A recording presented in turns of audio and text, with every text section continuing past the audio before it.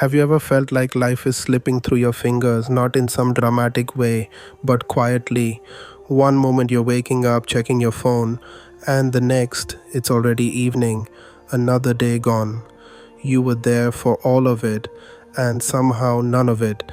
It's a strange feeling like life is moving, but you're not really in it.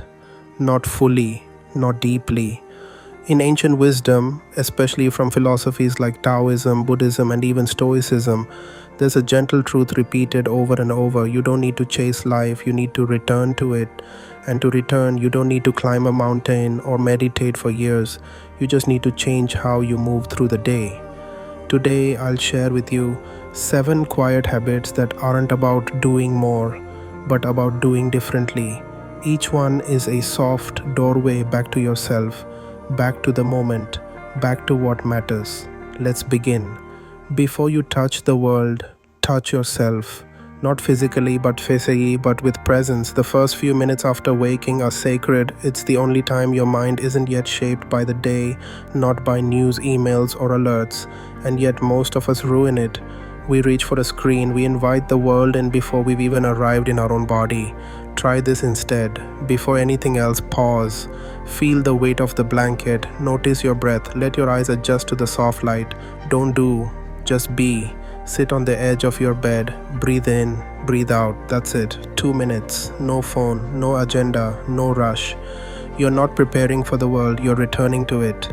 This gentle pause changes everything because the way you start is the way you carry.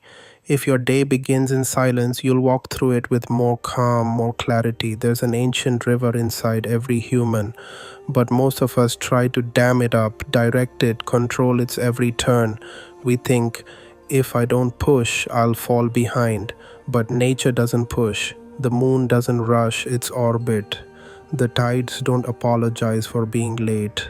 When we constantly force things, outcomes, people, even ourselves, we disconnect from the flow. Instead, practice this. Do less, watch more. When a problem arises, don't react immediately. Let it sit. Ask yourself, what would happen if I didn't fight this? Not out of laziness, but out of trust. You're not giving up control. You're giving up the illusion of control. Some doors only open when you stop knocking. Some answers only come when you stop demanding. Move like water, not like fire. Flow around, adapt, trust the curve. The ordinary parts of life are not obstacles, they're the path. Making tea, folding laundry, locking the door, these aren't chores, they're rhythms, and each one is a chance to reconnect. The secret isn't in what you do, it's how. When you brush your teeth, brush with awareness. When you eat, taste each bite like it's the first time.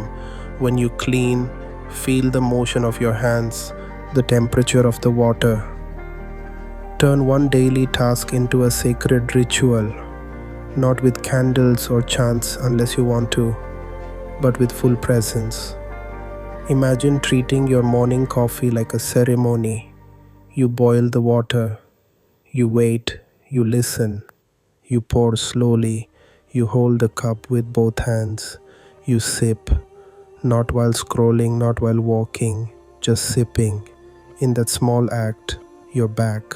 Life hides in these moments, and when we rush them, we miss the only life we'll ever live, this one. You don't need an app to meditate, you don't need a guru, you already carry your practice with you all day, every day. It's your breath.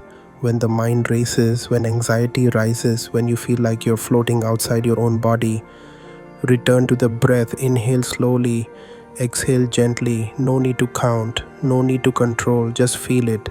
The air entering and leaving, like waves on a shore, like wind through trees. Your breath has no ego. It doesn't care what you did yesterday. It doesn't plan for tomorrow. It's only ever here. And when you return to it, you return to here too. Practice this during transitions, walking to your car, standing in line, waiting for a call. A single deep breath can shift your entire mood.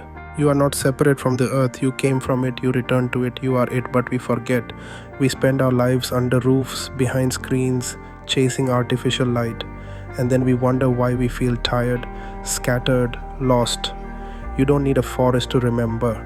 Sometimes a patch of grass is enough, a breeze, a leaf falling. Try this. Take off your shoes and stand on the ground. Feel the cool soil, the blades of grass. Watch the clouds. Listen to the birds. Do nothing. Just exist with the world. Let nature recalibrate your nervous system. Let it show you that life doesn't need to be loud to be full. A tree doesn't compete. A river doesn't hurry. And yet, they grow, they thrive. So will you. We go from task to task like flipping channels, work, messages, errands, distractions, and somehow we never fully arrive in any of it. But what if you built in little pauses, a breath before opening the next tab, a moment of stillness before answering a text, a full stop before jumping into the next thing? This is called conscious transition.